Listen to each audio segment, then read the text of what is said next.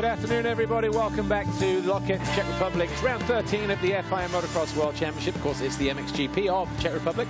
The Serpentine circuit here is in good form today. We've seen fantastic action right across the board through 65, 85 European Championship, WMX Race 1, MX2 Qualifying, and the final race of the day, MXGP Qualifying, is up in just a few moments' time. 20 minutes plus 2 laps. Fantastic part of the world we are in here this weekend. Over in the west of Czech Republic, close to the German border. This is the beautiful location of Loket Centre, and that is the fabulous castle that sits there as well. And we are looking down on that from up on the hillside here. If you've never been, it really is a fantastic place to come and watch, because you can see from all over the place here. Just to reiterate, that's where we are. Look, over in the west, just close to the border, 26, 27 degrees, a little bit warm, a little bit muggy, but the skies are starting to close in. I think we'll escape the rain today, though, but maybe we'll have a different racetrack for tomorrow. Who knows? Hopefully it stays away, though, because it's always changing, is the weather conditions here. And here's a first look. You can see now why they call it the Serpentine, because it really does twist around up and down through 2 or 3 different valleys. You've got the start on this side, you go up onto the top of the finish line, you go over to the right there. But a lot of Geiser fans in this weekend, and the merchandise over there is doing fantastic. They're going great guns. And so is she, as Tim Geiser clearly goes by. But anyway, a few moments ago, Lisa Leyland was down on the grid. She caught up with one of our returnees, actually from last year, Anthony Rodriguez, A-Rod from Venezuela, riding for Boss Factory Kawasaki. But before that, last time we saw this guy for Gavin Van Venrooy Kawasaki, Alessandro Lupino, was in Russia. Let's hear what these guys have to say ahead of the MXGP qualifying race. So we're almost ready for the final qualifying session of the day with the MXGP guys. Now I'd like to speak to a rider who we haven't seen since Russia. Quite a nasty crash for you, Alessandro Lupino, in Russia. Give us an update. How you're feeling? What have you been doing to get back to full fitness? Yeah, I think it was the most hard moment for me, because it was a hard crash, but luckily it was better than what we expect. Because I spend a lot on therapy every day, and again, when I was 1 month from the injury, I started riding.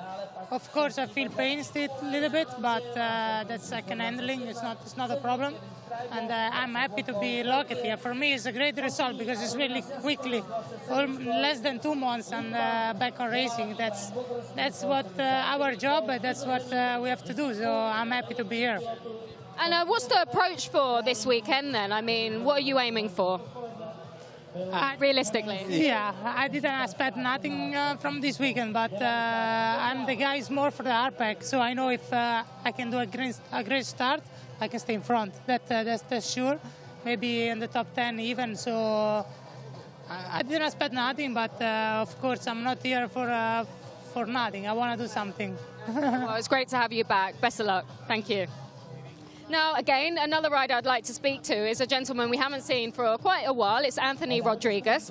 Now, you're actually riding the 450 with Boss GP. Just tell us how the opportunity came about. So, as they knew, I was in America just training, you know. I didn't really have a team or anything like that. I wasn't doing outdoors. So, when Cyril got the call to go KRT, they needed a rider, so they reached out to me. We talked a little bit before we made the decision, and then I decided to come here. It's been quite a difficult challenge, you know, bigger bike, different brand, you know, only 2 weeks to get ready and struggling with the track. So it's not been the great, but I got until Imola to make the best out of it, and I hope I can show my speed on the 450. Well, I was going to say, how much time have you had practicing on the 450 and training? And I mean, and also this is a track that quite a tough year last year, wasn't it? You only did the Saturday's race. Yeah, I mean, it's been quite a challenge for me, you know. Getting adapted to the bike was one thing, and now getting to go faster is another thing. Last year, Saturday went actually really well for me here. I was behind Prado on the qualifying race, and he got together with another rider. The other rider's bike was flying in the air, and it hit my hand, so I ended up getting some stitches in their finger, and I wasn't able to race Sunday. But I hope it's a different story this weekend, and I can show some talent. Good luck, and it's great to have you back. Thank you, Anthony. Anthony Rodriguez there. Good luck to all the guys. It's time for the MXGP qualifying race. In the free practice earlier, Tim Geiss was fastest for Team HRC at 1:43 dead. From Roman Fevre on the Monster Energy Yamaha, Gautier Paulin, Monster Energy Wilbo Yamaha, Tonus, Monster Energy Wilbo Yamaha, and Minas Jasikonis, Rockstar Energy Husqvarna with Van Horebeke on the Honda SR Motor Blues machine coming home in 6th. When it was time practice, though, it was Roman Fevre who just stole the edge by almost a full second, actually. 8/10 in fact. So the Monster Energy Yamaha factory Yamaha rider Roman Fevre goes to the line first, ahead of Jeremy Van Horebeke. Remember, he's got form here. He won his only MXGP victory here a few years ago, 2014. So the Honda SR Motor Blues rider goes to the line second. Arno Tonus third. Geiser fourth, 1.5 or 1.6 seconds off the pace in the end. Great to see RFX KTM's KTM rider, of course, racing, powered by PIR Homes. Sean Simpson coming home in 5th. Gautier Paulin 6th. Kevin Strybos, JWR. Did I just say Kevin Strybos? I think I did. Yeah, 7th. Kevin Strybos, JWR Racing. The Sandman coming good on a hard pack surface. He likes this place, though. So credit where credit's due. Good to see the old man up there in 7th place. Jasikonis 8th. Brian Bogers 9. And Jeremy Seward 10. Glenn Colden 11. Tommy Searle in 12th place. So the Standing Construct KTM and the Monster Energy Kawasaki riders just outside of the top 10. Of course, Searle in for 2 riders, actually, DeSalle and Lieber. Monticelli 13, Jonas 14, Anstey, Lupino, Davide De Bartoli, and then Jordi Tixier for VHR KTM. There's a quick pan of the riders there as Tonus pushes his bike past Jeremy Van Horebeke, the Jerry Man. There's the 34 of Misha Boy-Dewar, the Hutton Metals Yamaha rider.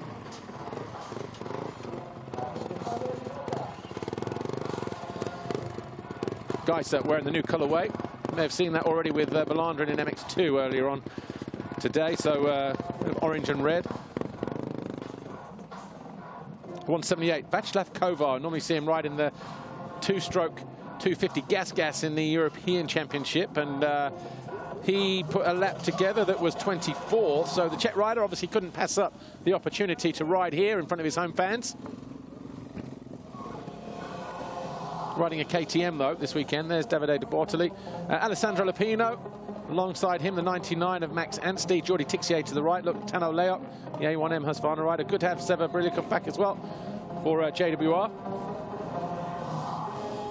And there's a decent crowd in, actually, here as well. Orlock on the hillside here to our right on the run down towards the finish. Just above the exit of turn 1 into turn 2, just by the race tower. There's a good crowd there, and over on the backside of the circuit as well. And they've really embraced this one. There is Roman Fevre, Monster Energy Yamaha factory MXGP. Picked up 3 qualifying race wins so far this year. The last was as recent as Semarang, but the race didn't go to plan for him, unfortunately.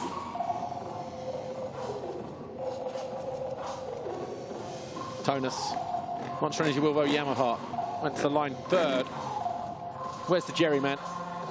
Jeremy Van Horebeke, SR Honda Motor Blues. Well, there's Gautier Paulin. So it's been all blue so far. Former winner here, of course, back in his MX2 days. There is the Jerry Man, alongside Jeremy Seward on the number 91. Jonas. He had some good rides in Asia, didn't he? And was unlucky in Semarang when he was in 2nd position. Could have gone 2-2 that day. Jeremy Seward.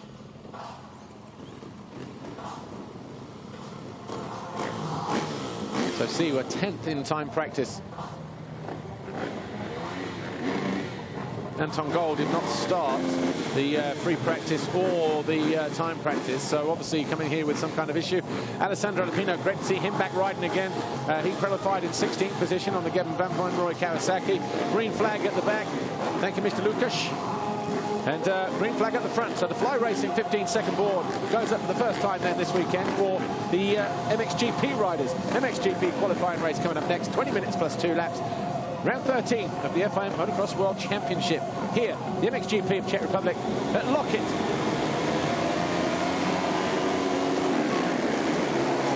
Geiser right in the centre of the screen. Started in 2nd, gets into 3rd and goes wide, runs 2 wide. And Seward triples his way in at the end of the straight. Handful of guys down, Anstey and his teammate Monticelli for standing construct KTM. Both down at turn 1. Fevre right there in third though. So we've got Siwa, Geiser, Fevre. As we head uphill for the first time. And then just behind them, Koldenhoff survived the first turn then. Tommy Searle in 5th, 6th position. Just gets caught past there by Tonus. So dropping downhill, you've got the two Yamahas of Siwa. And then Fevre. Then Geiser is in 3rd. Koldenhoff 4th. Tonus in 5th up the hill. 6th, Tommy Searle. 7th, Misha Boy de Waal. Coming towards Ziniello over on the outside, just behind Searle. And who's that with him? Paulin and Jerryman right in the middle. Van Horebeke, Tixier in there. Zaragoza is in there as well.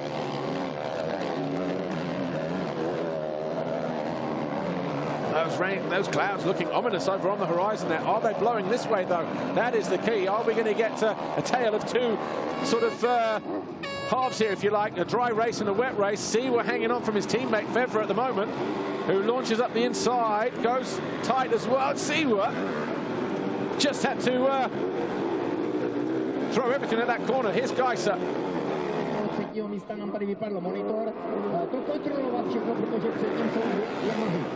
So 3 Yamahas in the top 5.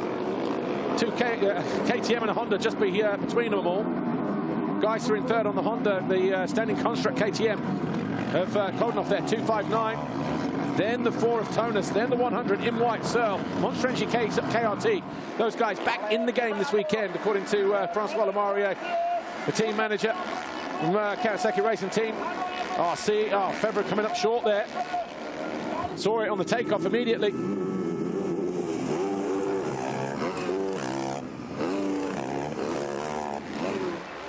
Fevre using all of the racetrack. He'll go to the inside. He's got 2 choices to make at the end of the straight here. Is he going to go wide? Yes, he is. Hoping that the inside line is too slow for Siwa. Definitely mixes it up. Nice little change, actually.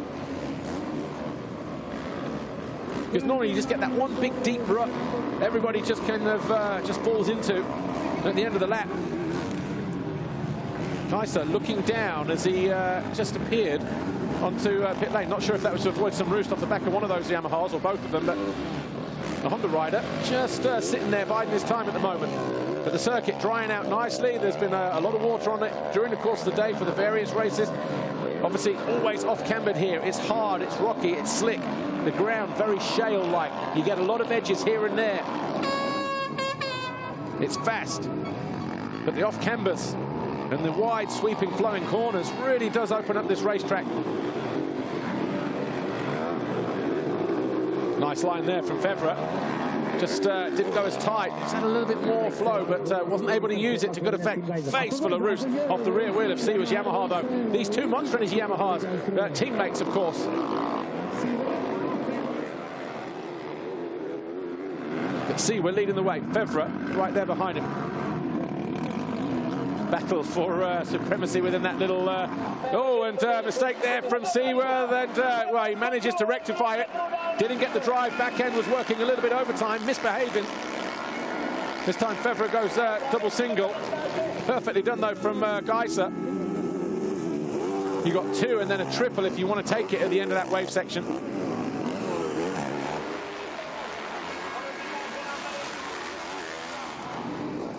Right, 2 laps complete. Fastest lap of the race for Jeremy Siwa, 47.071. He's got a half a second advantage over his teammate Romain Fevre, who was only 4/10 slower.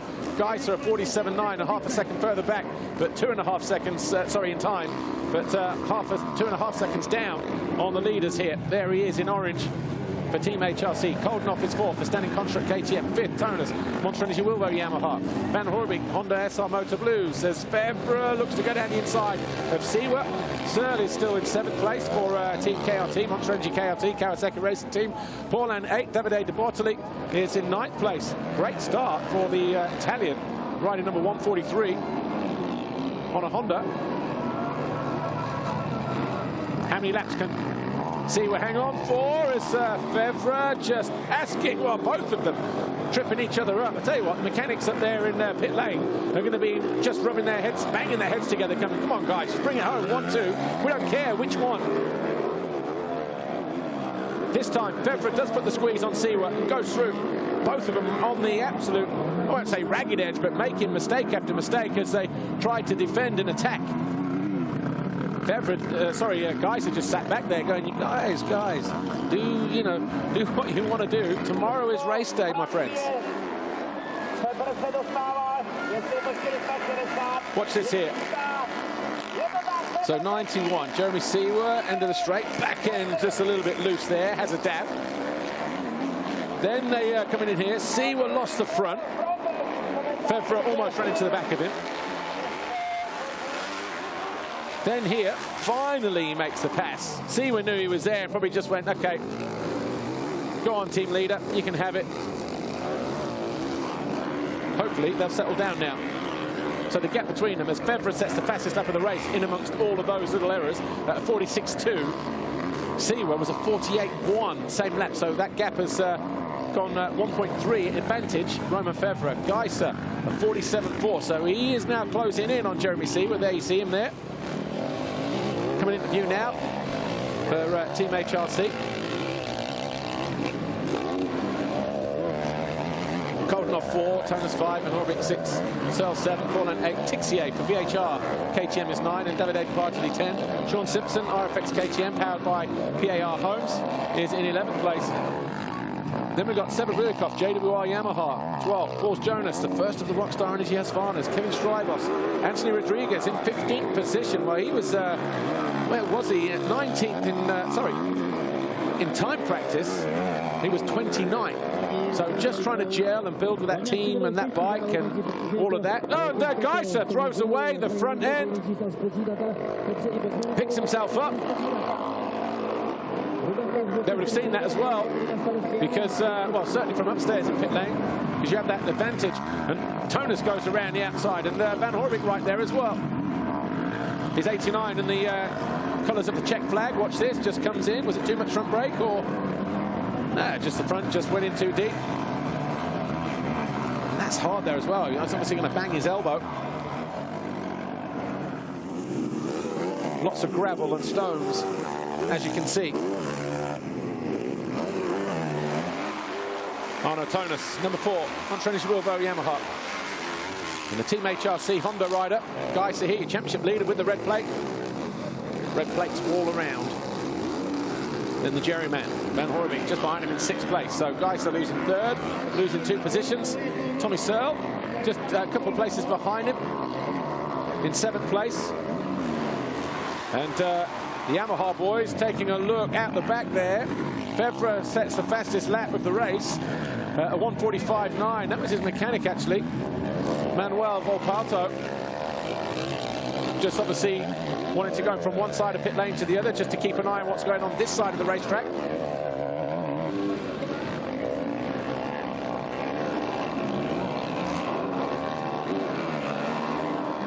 So again, factory Honda, satellite Honda, very privateer Honda as well, those two. Sorry, the 89 of Van Horbik.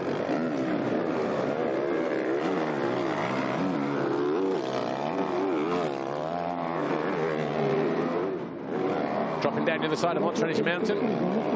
Just a couple of packets of tear-offs laying on the downside. Right, here's Tonus and Koldenhoff fighting over 3rd place. Fevre, another fastest lap of the race, of course, last time around, lap 4. This is lap 5. Arno Tonus, though, looking for a piece of Koldenhoff. Fans getting into it, they're getting animated, they're getting vocal. There's that triple. If you get it right, perfect. Doubling over the new double at the top end just before they drop down towards the finish line. Wind is definitely picking up here. So Fevre, 3.6 seconds clear of Jeremy Seewer. So both the Montrenis Yamahas 1st and 2nd. Koldenhoff standing construct 3rd. Tonus, Montrenis Wilvo Yamaha here, number 4, is in 4th place. The Honda Team HRC Geiser is 5th. Van Horbik, Honda SR Motor Blues, is 6th place. Tommy Searle, Montrenis Kawasaki 7, Paulin 8, Pixier 9. Davide Departier is in 10th place. Jonas, Simpson, Brulikov, Strybos, Jasiconis, Rodriguez now 16th. The Lithuanian has just found his way past the Venezuelan. Jorge Zaragoza from Spain is in 17th position. The number 96 on the Yamaha Alzio machine. Good to see him back as well. Misha Boy the Wild is in 18th place for Hutton Metals Yamaha. Brian Boger's HRC 19. The A1M Husqvarna of Tano Leok is 20th. Anstey, who fell at turn 1, is in 21st place. Thomas Wysotsky is 22nd. Simone Fallotti, Ivo Monticelli also fell turn 1. Lupino, 25th. Then Kovar, Tom Kopp, Jonathan Bengtson, and the rest of the guys. All of a sudden, 3 riders here going to be fighting over third. Koldenhoff leading that charge at the moment. Arno Tonus in the middle, and then we've got Geiser here, 243, and Van Horbeke in white just behind. Well, obviously 2 of them in white. But the second rider in that particular shot. 450s getting over there a lot cleaner than the 250s in MX2. That double. That gives you a more real view of the landing zone. The braking bumps going into this corner here at the top of the hill. Fair play to Tommy Searle, though. He just sets his fastest lap as well, a 47.8, as he continues to sit there in 7th, just off of this group. I'm sure the Kawasaki team will be pleased with that. Tommy Searle, 19th in the championship, sacrificed a couple of rounds over in Asia just to get that bike set up, as Geiser looks to go after Tonus. That right-hander not as off-cambered as it was over the years. A little bit more flatter. He can carry a bit more speed through there. But Tommy Searle, just there, top of his shot, number 100. Best qualifying so far this year for him, because, 10th in Portugal when he was Boss GP.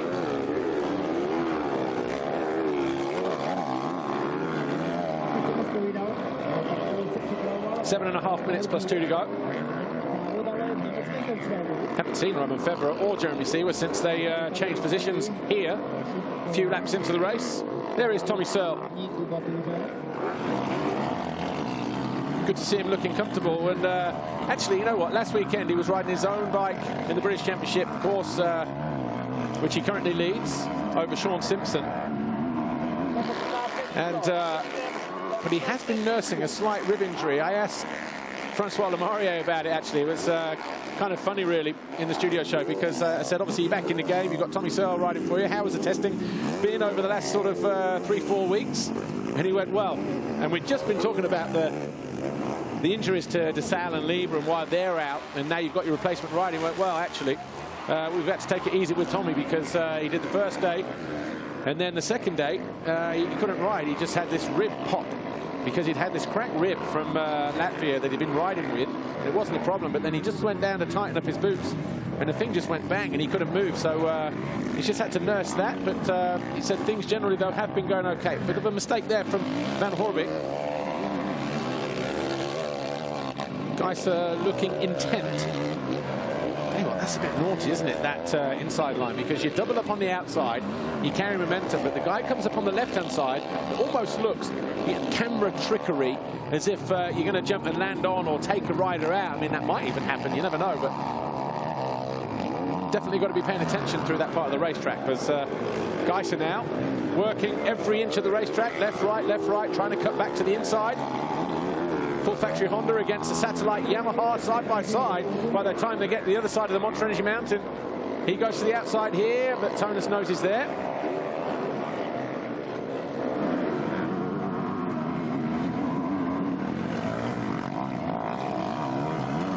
Deep powdery berm at the top of the hill there. That wouldn't have done the filter any good. Good old suction job on that thing. Deep powder. Here's Seewer. Oh, you just hear the throttle there, just bop, bop, bop, just through that turn, throttle control. Watch this here, Sparks. I think that was that foot pegs on the, or just the swing arm, just bottoming out there and just grinding out on the rock.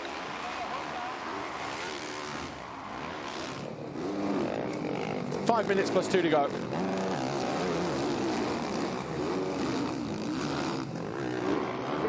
Braking bumps are starting to get nice and gnarly down here now. Just 2 little singles through the corner. Obviously, they've straightened this up last year. Heading up are Misha Boy Dewar. So the Hutton Metals Yamaha rider, here's what happened to him. Holding his left arm. Oh, he goes down at the end of the bottom end of the circuit. Wow.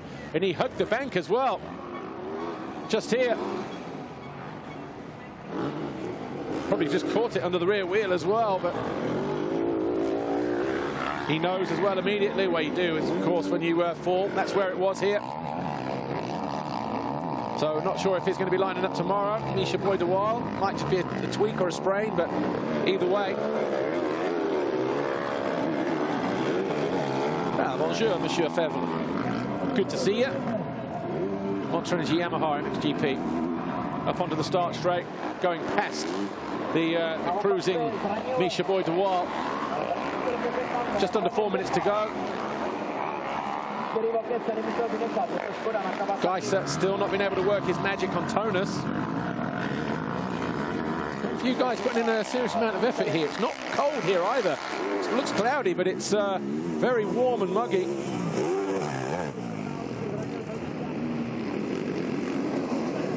So far, so good for the Monster Energy Yamaha squad here. 1 and 2, Roman Fevre and Jeremy Siwa.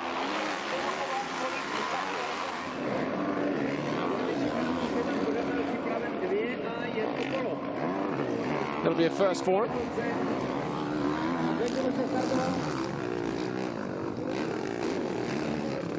Right, Koldenhoff, Tonus, Geiser, Van Horeby. High up in the hills, overlooking Locket down there below, medieval town.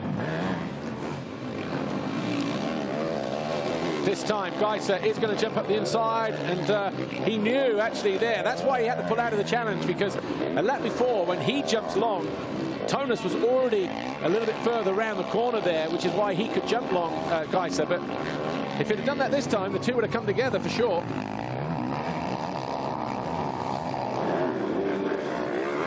Right, looks to square off.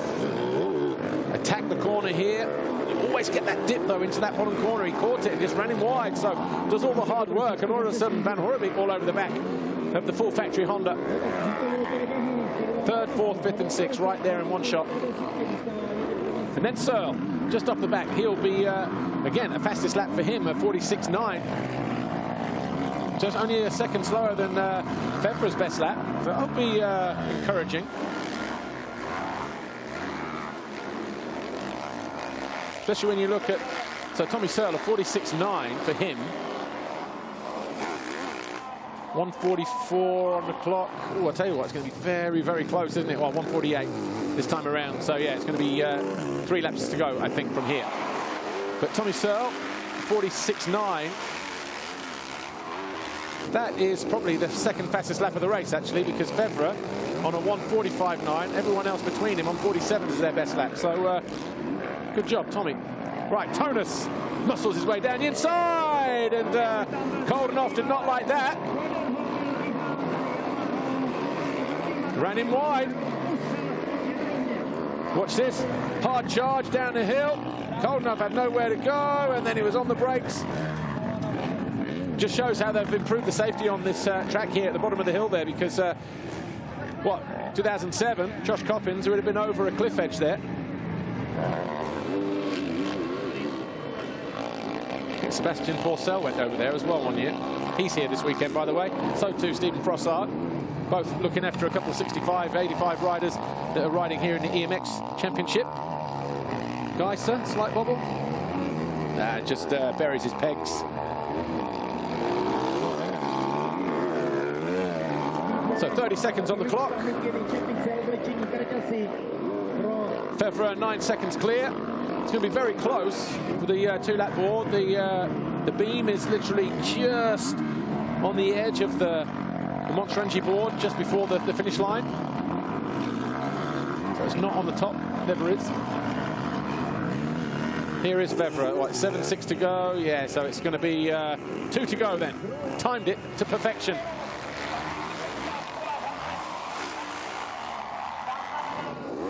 Up onto the hill here.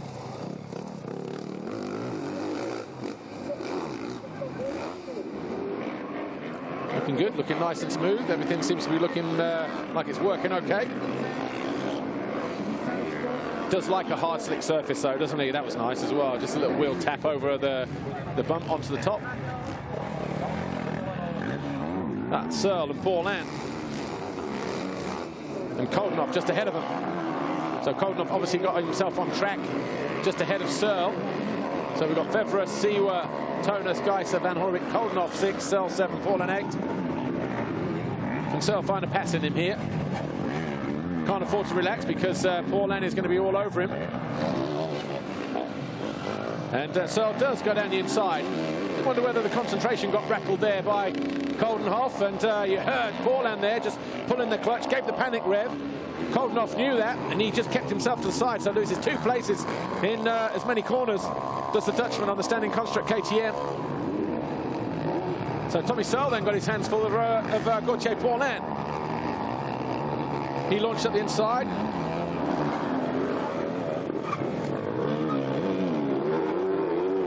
Searle just having to use that upper body. Obviously he's going to be in a little bit of discomfort with that rib injury, but doing a good job at the moment. Goes to the inside. Paul Ann tries to come around the outside, but going to get squeezed there.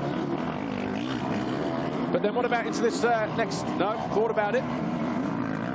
Gets in and out early, Paul Ann. Bashes a berm in the process. He's going to jump to the right of Searle and try and either go the long way round or cut back to the inside. Oh, you know what? I remember Searle going through there just on a back wheel drift. And here is Romain Fevre. Enters his final lap.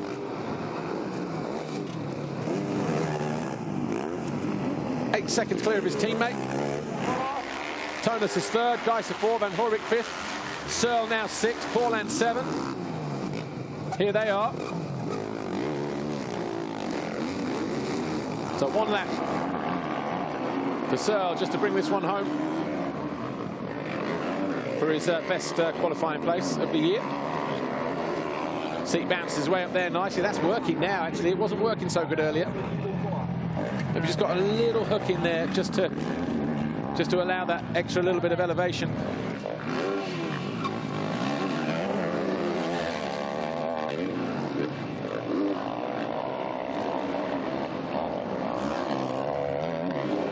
Tommy Searle then enjoying his time on this Monster Energy Kawasaki. Right, let's take a look here at Searle. Down the inside of Koldenhoff. Paul Ann goes to the outside and capitalizes.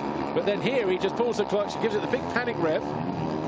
Koldenhoff would be like, whoa, okay, who's that? He runs it wide, and then Paul Ann just sneaks up the inside. Long landing there for Paul Ann over the Monster Energy Mountain.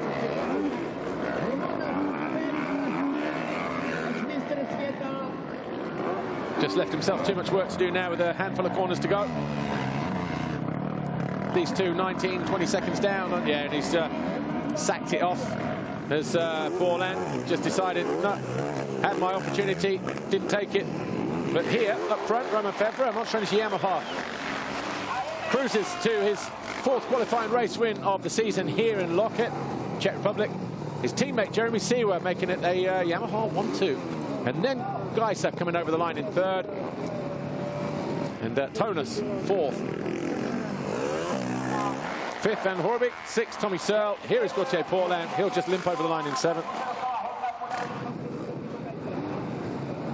He'll go back to the drawing board. Here's Koldenhoff. Jonas comes home in 9th place. And then Simpson. Simpson getting passed by Jasikonis on the final lap. So Jasikonis 10, Simpson 11, Brilikov there in 12, and his teammate Kevin Strybos will be right next, just after the back marker there, I think. Lupino going after Leot. I think Anstey just ahead of him. Yeah, Anstey just there, and I think David de Bartoli hanging on in 17th position. Leot 18, Lupino 19, and A-Rod just here for Boss GP Kawasaki, just cruising home in 20th place. At least he'll make the main race this year, not like last year where he had busted finger and stitches in it when he was on a 250 Yamaha, of course. But Geiser fan club, well, they're silent for now. Will they be making a lot of noise tomorrow?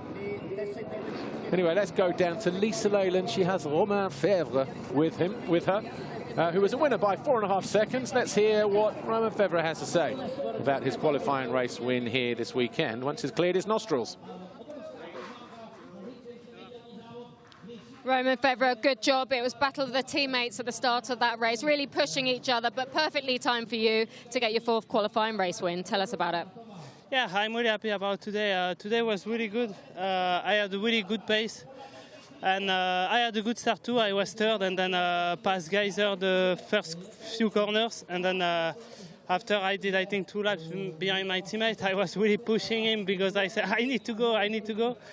And then, yeah, I passed him and make a comfortable gap. I felt comfortable today. So, like one more time in Semarang, last race was the same. I won the qualifying race, but make a mistake on Sunday. So now I need to be focused for tomorrow. Good luck for tomorrow.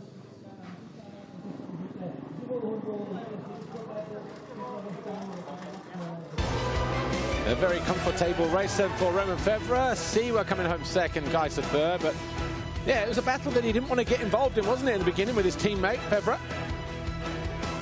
Both riders were making 1 or 2 little errors, and then in the end, he made his pass, got his head down, disappeared. 4.5 seconds, decent advantage for the qualifying race win here. 4 times now he's been on pole in 2019. Official confirmation then for the MXGP qualifying race here in Loket. Romain Fèvre ahead of his teammate Jeremy Siwa. Tim Geyser was 3rd, Arno Tonus 4th, Jeremy Van Horbeke 5th, Tommy Searle 6th, Gauthier Paulin 7th, and Glenn Koldenoff slipped to 8th in the last few laps. 9th for Pauls Jonas and Arminas Jasikonis, nudged by Simpson on the final lap. Sever Brilikov was 12, Kevin Strybos 13, then we had Tixier, Bogas, Anstey, Davide De Bortoli, Tano Leok, Alessandro Lupino, and A-Rod Rodriguez, Anthony Rodriguez. Take a look at the highlights, shall we? Now it's all quiet over there.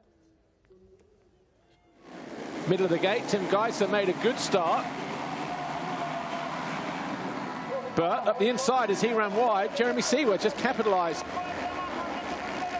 Fèvre came out 3rd, Koldenoff 4th, Tonus was 5th by the time they reached turn 2. Well, actually, Jasikonis was in the first turn, so too was Anstey and Monticelli. Searle was always in around about 6th or 7th place. Just behind him was Davide De Bortoli on the Honda, number 143. But the 2 teammates here, Siwa and Fèvre, were just pushing the envelope a little bit too much. In the end, when Siwa just backed off, Fèvre took over the lead, and from there, he never looked back. Tim was being told to relax, think about his lines, but then he tipped over, lost the front end from 3rd, picked himself up in 5th as Koldenoff went by, and so too the number 4 of Tonus. And Van Horbeke was just behind him as well on the 2nd of the Hondas. Close combat stuff here between Tonus, who then eventually ran Koldenoff down the inside and off the track. He lost 3 positions in that little exchange, and then it got worse for Koldenoff. Searle came through, and so too around the next 2 corners did Paulin. Eventually Koldenoff came home in 8th place. Romain Fèvre, though, cruised to victory, 4.5 seconds a gap over his teammate Jeremy Siwa. Won the qualifying race for the 4th time this year.